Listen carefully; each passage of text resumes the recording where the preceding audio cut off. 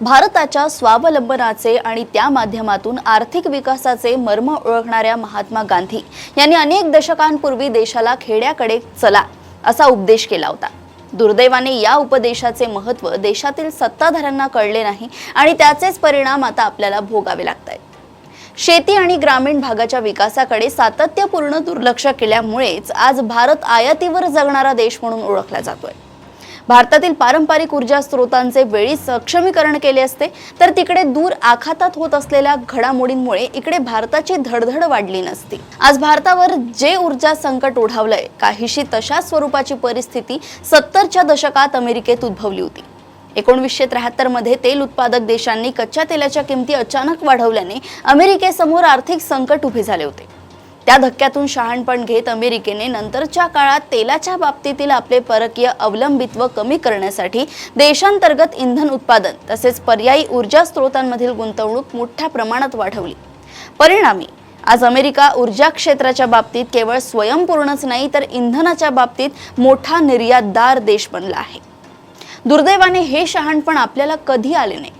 जगातील सर्वाधिक लोकसंख्येचा देश ऊर्जेच्या बाबतीत मोठ्या प्रमाणात इतर देशांवर अवलंबून आहे।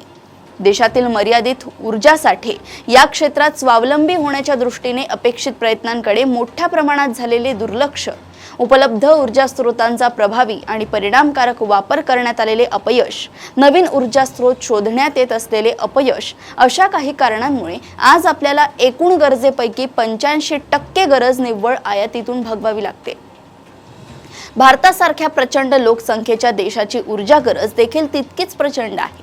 ही गरज प्रामुख्याने आयातीतून भागवली जात असल्याने तेल निर्यातदार देशांमध्ये थोडी जरी गडबड झाली तरी इकडे आपल्या अर्थव्यवस्थेला मोठा धक्का बसतो। तज्ञांच्या मते इंधनाचे दर $10ने वाढले तर भारताच्या विकास दरात अर्ध्या टक्क्याची घट होते। भारत सरकार आपले वित्तीय व्यवस्थापन करताना इंधनाचे दर साधारण $60 ते $70 या मर्यादित असतील हे गृहीत धरत असते। आखाती युद्धाच्या काळात मध्यंतरी हे दर $111 वर पोहोचले होते आणि सध्या साधारण $96च्या आसपास स्थिर आहे। ही वस्तुस्थिती लक्षात घेतली तर या युद्धाने भारतासमोर किती मोठे आर्थिक संकट उभे आहे याची कल्पना करता येते। त्यात अधिक चिंतेची बाब ही आहे की भारत इंधनाच्या बाबतीत मोठ्या प्रमाणात आखाती देशांवर अवलंबून आहे। मुबलक उपलब्धता आणि कमी उत्पादन खर्च असल्यामुळे आखातातून येणारे इंधन भारताला परवडते। त्यामुळे साधारण 50 ते 55% कच्चे तेल आणि 60% नैसर्गिक वायू आखाती देशातून आयात केला जातो। आखातात भडकलेल्या युद्धामुळे हा पुरवठा प्रभावित झाला। त्याचे परिणाम भारतात दिसून येत आहेत। हे इंधन प्रामुख्याने होर्मुझच्या सामुद्रधुनीतून येत होते। हा मार्ग सध्या बंद आहे। त्यामुळे इतर पर्यायी मार्गाचा वापर भारताला करावा लागतोय। परिणामी इंधनाच्या वाहतूक खर्चात मोठी वाढ झाली आहे। किमान या धक्क्यातून तरी भारताला शहाणपण येणे अपेक्षित आहे। इंधनासाठी कोणत्याही एका देशावर किंवा क्षेत्रावर अवलंबून न राहता जगातील विविध देशातून इंधन मिळवण्याचे प्रयत्न व्हायला हवे। सध्या हे प्रयत्न सुरू आहे, परंतु मुळात इंधनाच्या बाबतीत हे परकीय अवलंबित्व कमी करण्यासाठी प्रयत्न व्हायला हवे। त्यासाठी देशांतर्गत तेल कंपन्यांना अधिक स्वायत्तता देणे, देशांतर्गत तेल उत्पादन क्षेत्र अधिक प्रमाणात खासगी क्षेत्रासाठी खुले करणे, तेल, नैसर्गिक वायू आणि इतर ऊर्जा उत्पादनांचे देशांतर्गत नैसर्गिक स्रोत शोधण्यासाठी गुंतवणुकीत वाढ करणे, पारंपरिक आणि अपारंपरिक अशा दोन्ही ऊर्जा क्षेत्रात देशांतर्गत उत्पादन वाढवण्यावर भर देणे आता गरजेचं झालंय।